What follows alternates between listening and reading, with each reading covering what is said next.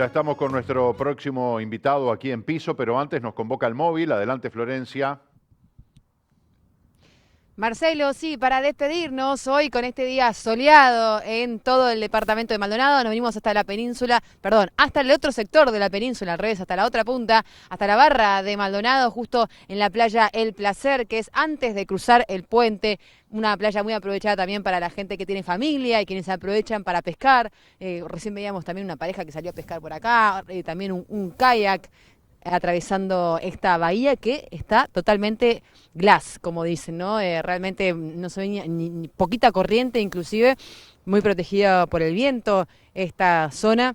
Así que está muy, pero muy agradable los que pueden venirse a disfrutar un rato al aire libre. Ya me fijé recién, a esta hora hay 11 grados, un poquito menos de sensación térmica, unos 8, pero estaríamos alcanzando la máxima pronosticada para el día de hoy o cerca de la máxima. Así que se empieza a poner un poquito agradable porque acá también estamos reparados del viento. Una jornada muy agradable, pleno sol, como podemos ver directamente. Bueno, sí, poquitas nubes, iba a decir, sin nubes, pero no. Hay muy poquitas nubes escondidas allí en una parte del cielo, pero la verdad que está muy, pero muy agradable y la gente, como vemos, disfrutando también para pescar.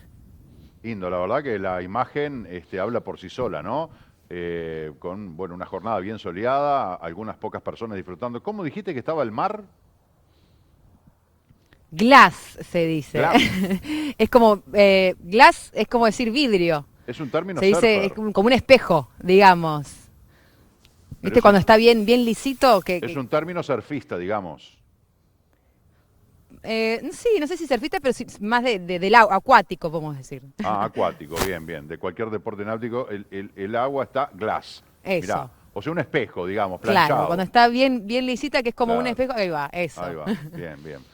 Bueno, genial, ¿eh? Allí vemos la boca, la boca del arroyo Maldonado, la zona de la desembocadura, allí con el Océano Atlántico, muy calma el agua del arroyo Maldonado, espectacular para disfrutar allí, qué lindo. Envidia sana, Florencia, de verte allí, aunque no estés con el atuendo para playa, pero verte allí sobre la arena, disfrutando de este mediodía tan soleado y tan lindo, la verdad, aprovechalo, ya que podés. Un poquito de vitamina D también, dicen, que es muy recomendable, ¿no? Así que aprovechando un poquito el sol a estar al aire libre, como decís, la ropa no importa, lo importante es recibir esa Por energía supuesto. que nos da el sol, sea donde estemos. Por supuesto. Florencia, muchísimas gracias por todo el aporte de hoy. Junto a Marcelo Biurrum, te mando un beso grande. Gracias por el trabajo. Los despedimos a nuestros compañeros hasta mañana, porque ahora les voy a presentar a nuestro invitado. Se trata de David Amorim. Es el rector de UNIFA, Instituto Universitario Francisco de Asís. Y, bueno, en este caso, como profesor, profesión, es profesor de Psicología Evolutiva. ¿Cómo anda, profe? Bien, ¿y tú cómo Bien, estás? bien. Con David queremos hablar sobre un conversatorio internacional que va a tener lugar mañana a las 6 de la tarde por YouTube. Es un conversatorio abierto. La temática es adolescencias, masculinidades y pandemia. Ya un terreno muy vasto solamente con estos tres Cierto, adjetivos, ¿no? cierto. Diga. Sí, sí, esto está organizado por la Universidad de Chile. Yo estoy invitado por Uruguay, va a haber 4 expertos, digamos.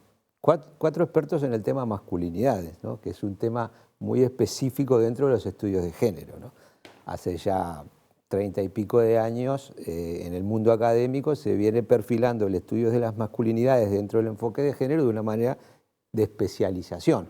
Y las 4 personas que estamos ahí estamos de alguna manera especializados y especializadas en masculinidades. Y en adolescencia, en mi caso, bueno, fui catedrático de Psicología Evolutiva. Entonces el tema de la adolescencia es un tema muy cercano a mí. Y como psicoterapeuta también, porque he sido psicoterapeuta de adolescentes. Yo le decía al profesor Amorim de que, bueno, adolescencias, masculinidades y pandemia. ¿Por qué no femineidades? ¿No? Y él me decía, bueno, porque yo eso lo voy a explicar. Ante la eventualidad de que alguien pudiera considerar de que el título de este conversatorio podía ser discriminatorio, podía tener algún conflicto de género, bueno, ¿por qué adolescencias, masculinidades y pandemia? Claro. Si nosotros hubiéramos hecho un conversatorio, que lo hubiéramos podido hacer, de adolescencias y pandemia, nos perdíamos en ese paquete que las adolescentes mujeres sufren la pandemia de una manera subjetiva diferente a cómo la sufren los varones adolescentes. Entonces, vamos a hacer esa discriminación en la medida que hemos trabajado todos y todas ahí los panelistas. Hay una experta en salud comunitaria, que es psicóloga colega mía, hay 2 médicos, estoy yo como psicólogo también. Va a ser un diálogo muy interdisciplinario. Me pareció bien que aclaraste de entrada, es abierto al mundo. Esto se entra por el canal de YouTube de la Universidad de Chile, mañana a las 19 de Uruguay, porque es las 18 horas chilena, ¿no? Acá dice las 18, las Chilena, 18 horas de Chile, chilena. a las 7 de la tarde hora Uruguay. Exacto. No sé si tenemos allí el gráfico, pero vamos a, si lo tenemos, corregirlo. Es a las 19 horas de Uruguay, cuando se realice este conversatorio a través de YouTube. David, a ver, explícanos un poquito, vamos a desarmar este título del conversatorio. Claro. ¿Cuáles son las características que tiene? Perfecto. Bueno, la pandemia es un impacto global que pega, digamos, choquea, exige capacidad de afrontamiento a toda la población del planeta, ¿no?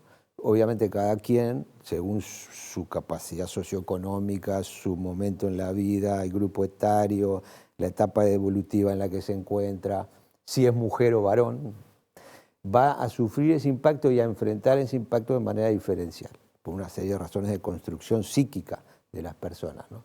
Esto es un poco lo que nosotros vamos a tomar. La idea de la Universidad de Chile invitándome a mí por Uruguay y a Juan Carlos Escobar por Argentina. Juan Carlos Escobar es director de un área en el Ministerio de Salud argentino, es cotejar la realidad de Chile, Argentina y Uruguay, que son bastante diferentes.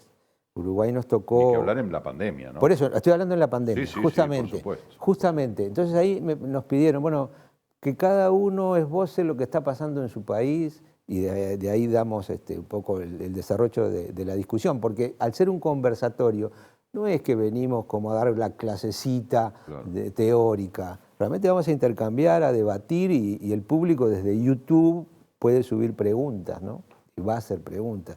Imagínense ustedes, que me imagino yo, ¿no?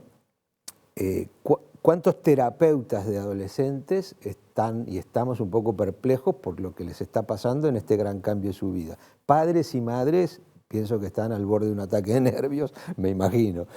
Médicos, personal de salud, los propios y las propias adolescentes, docentes.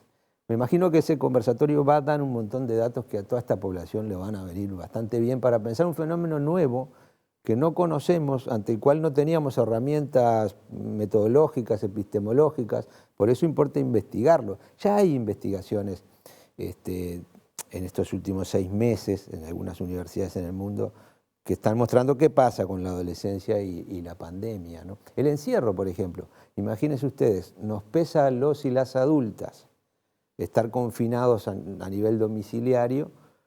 Imagínense ustedes en un cuerpo y un psiquismo adolescente que lo que requiere es el despliegue, la salida a la casa, el contacto con el mundo social y las redes, que tiene que quedar confinado, bueno, sin duda que puede haber efectos traumáticos a nivel psicológico. Yo le iba a decir que el otro día estaba leyendo de que esta pandemia en los adolescentes, cuando digo los adolescentes me refiero a hombres y mujeres, ¿no? Los adolescentes pueden llegar a tener efectos psicológicos, estrés postraumático. Y además con marcas, sí, no sé si para toda la vida, pero que sin duda que los pueden afectar en la vida. Ese es, tú sabes que es el gran desafío que nos viene a los profesionales de la salud mental.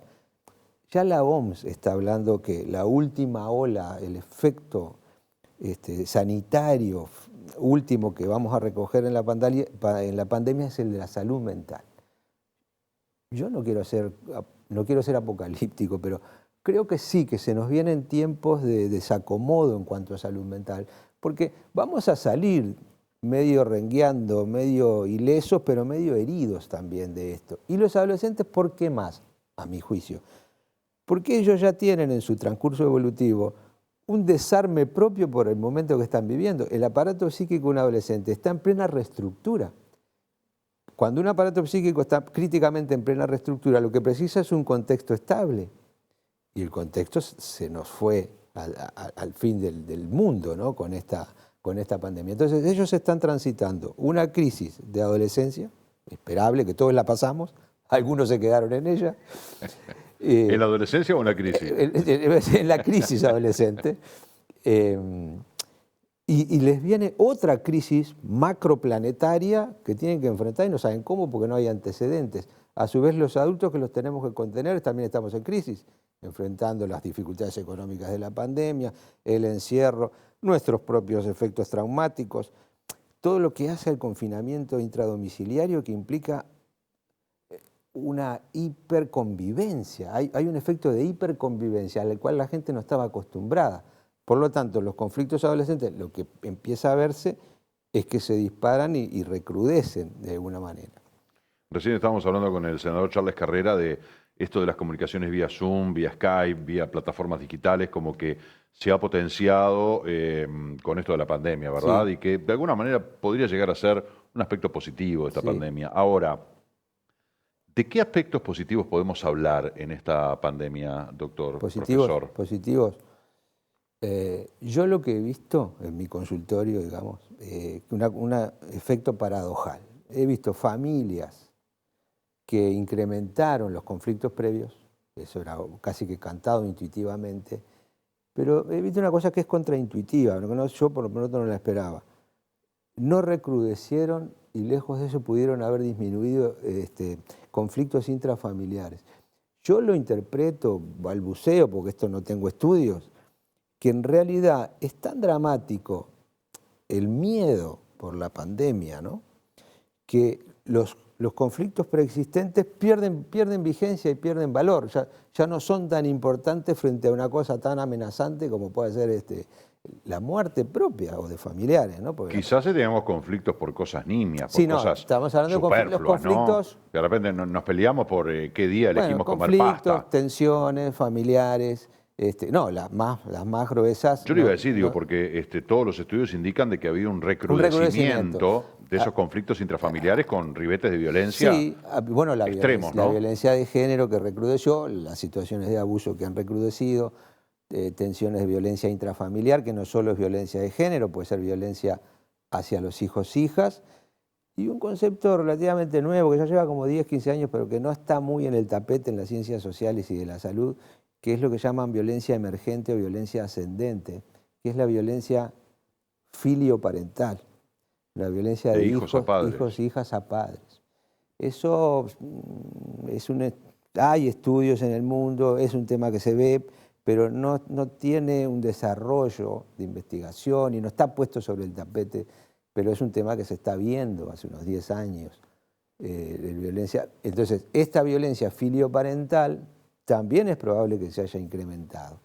Porque la frustración, todos estamos bajo efecto de frustración. Perdimos nuestra libertad y nuestra cotidianidad. El que no se frustró por eso, bueno, dudo que haya alguien, ¿no?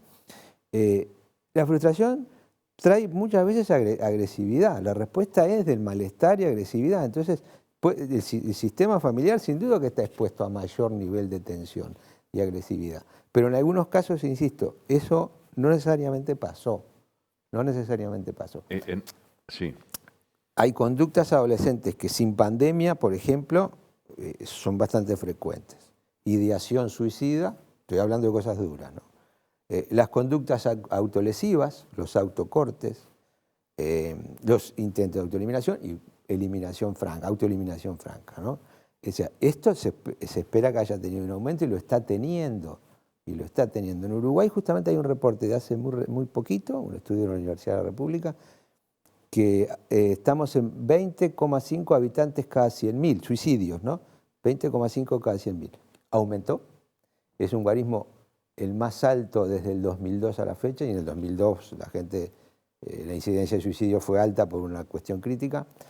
Y si bien aumentaron los suicidios en general en estos últimos meses, coincidente con pandemia, los suicidios de mujeres bajaron. O sea que lo que aumentaron fueron los suicidios de los varones, ¿no? ¿Qué explicación psicológica tiene eso? Porque estamos hablando de 700 personas que 700 se al año. quitaron la vida Sí. en un año en Uruguay. Es una cifra estremecedora.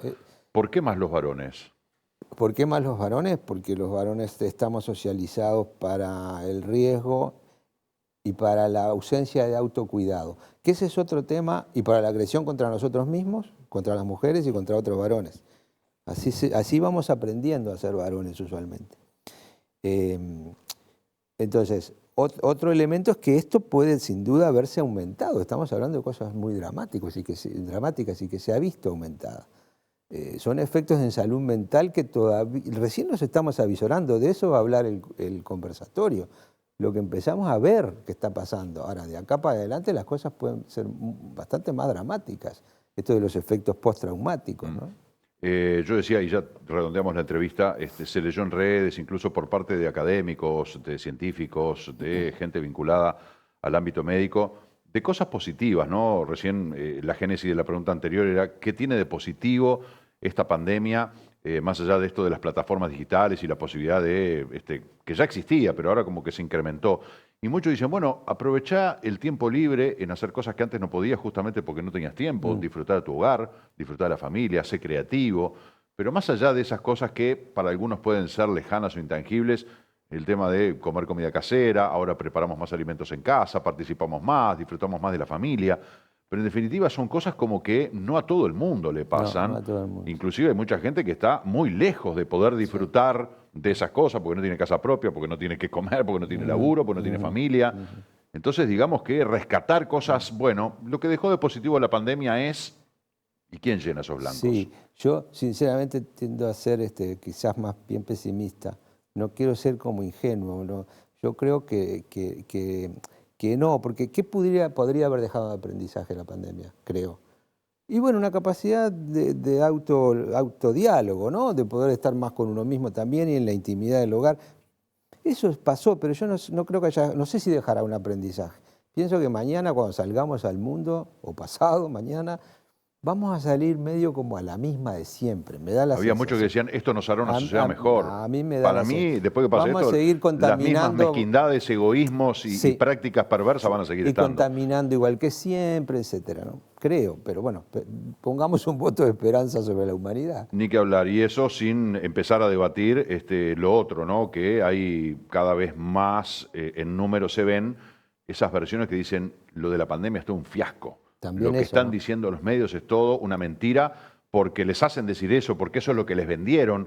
En realidad hay toda una enorme cantidad de información que es la verdad, que nadie la dice y que, bueno, como que todos estamos consumiendo el tema de la pandemia con determinado criterio, ¿no? Pero que en realidad hay otra gran verdad que no se dice. Sí. Entonces, bueno, eso podría alterar absolutamente todo lo que estamos diciendo, ¿no? Sin duda. Totalmente. Marcelo, quizás aclarar simplemente a la audiencia. Sí. Mañana, si quieren, entran en YouTube, Sí. ponen Canal de Universidad de Chile y allí va a estar a las 7 uruguayas. A las 7 de la tarde de Uruguay. Va a estar en directo. Pienso que tal vez va a quedar colgado el material en el canal de YouTube de la Universidad de Chile. Claro, la semana que para que viene lo puedan ver, quieren está bien. cliquear y entrar y lo pueden ver. Perfecto, ahí tenemos el gráfico, jueves 30, 19 horas por YouTube, poniendo Universidad de Chile, conversatorio Universidad de Chile. Allí va a aparecer el profe Amorín y bueno, también su colega argentino y su colega chileno. Gracias por acompañarnos. Gracias a ti, Marcelo. Con mucho gusto. Hacemos una pausa, la última, ya volvemos.